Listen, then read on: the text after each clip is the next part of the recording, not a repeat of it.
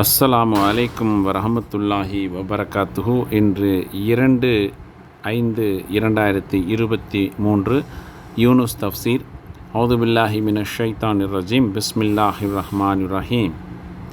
வசனங்கள் 48 முதல் 52. அத்தியாயம் 10 தஃப்சீர். இணை வைப்பாளர்கள் தங்களுக்கு இறைவன் எச்சரித்தபடி வேதனை எப்போது வரும் என நகைப்புடன் கேட்டார்கள். உரிய நேரத்தில் அது வந்தே தீரும். இரவிலோ பகலிலோ அது வரும்போது அவர்களால் என்ன செய்ய முடியும் என இங்கு அல்லாஹ் வினா தொடுக்கின்றான். இங்கு முதலாவது வசனம் 48 இணை வைப்பாளர்கள் வேதனையை கோருவதில் காட்டும் அவசரம் குறித்தும் அதற்கான நேரம் குறிக்கப்படுவதற்கு முன்பே அது எப்போது வரும் என்று கேட்பது குறித்தும் உயர்ந்தோன் அல்லாஹ் தெரிவிக்கின்றான். இது அவர்களது இறை மறுப்பை காட்டுகிறது. தவிரவும் இதை கேட்பதில் அவர்களுக்கு எந்த பலனும் இல்லை. மற்றொரு வசனத்தில் யுக முடிவு நாளை நம்பாதவர்கள் அது தொடர்பாக அவசரப்படுகின்றனர். அதை நம்பியவர்களோ அது குறித்து அஞ்சுகின்றனர். அது உண்மைதான் என்பதை அறிகின்றனர் என அல்லாஹ் கூறுகின்றான். அதாவது அது எப்போது வரும் என்பதை குறிப்பாக அவர்கள் அறியாவிட்டாலும் சந்தேகமே இல்லாமல் யுக முடிவு நாள் நிகழ்ந்தே தீரும் என்பதை அவர்கள் உறுதியாக நம்புகின்றனர். அடுத்த வசனம் 49 இணை வைப்பாளர்களுக்கு அளிக்க வேண்டிய பதிலை உயர்ந்தோன் அல்லாஹ் தன் தூதர் ஸல்லல்லாஹு அலைஹி வஸல்லம் அவர்களுக்கு சொல்லித் தருகின்றான்.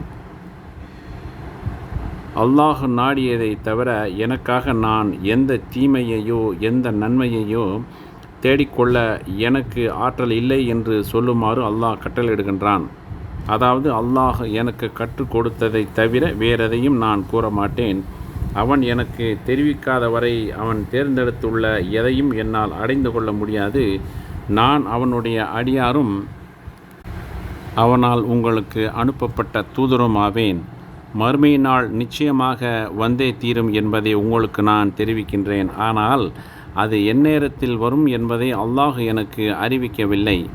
ஆனாலும் ஒவ்வொரு சமுதாயத்தாருக்கும் ஒரு குறிப்பிட்ட தவணை உண்டு. அதாவது ஒவ்வொரு தலைமுறையினருக்கும் குறிப்பிட்ட ஆயுள் உண்டு. அவர்களின் தவணை முடிந்துவிட்டால் அவர்கள் சிறிது நேரம் கூட பிந்தவும் மாட்டார்கள், முந்தவும் மாட்டார்கள்.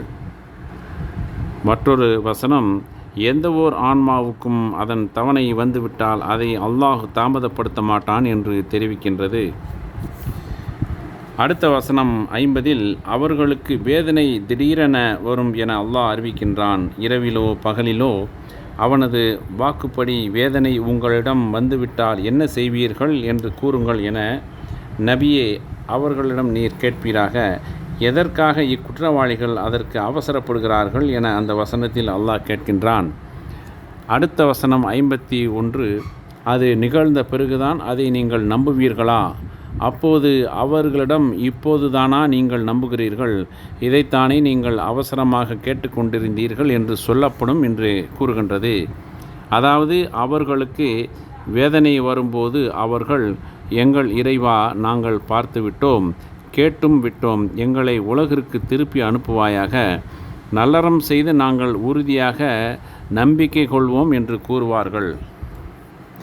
ஆனால் தனது தண்டனையை காணும்போது அவர்கள் கொள்ளும் நம்பிக்கை அவர்களுக்கு பயன் தரப்போவதில்லை. அடுத்த வசனம் 52 பின்னர் அநீதி இழைத்தவர்களிடம் நீங்கள் நிரந்தர வேதனையை சுவையுங்கள் என்று சொல்லப்படும் என அல்லாஹ் கூறுகின்றான்.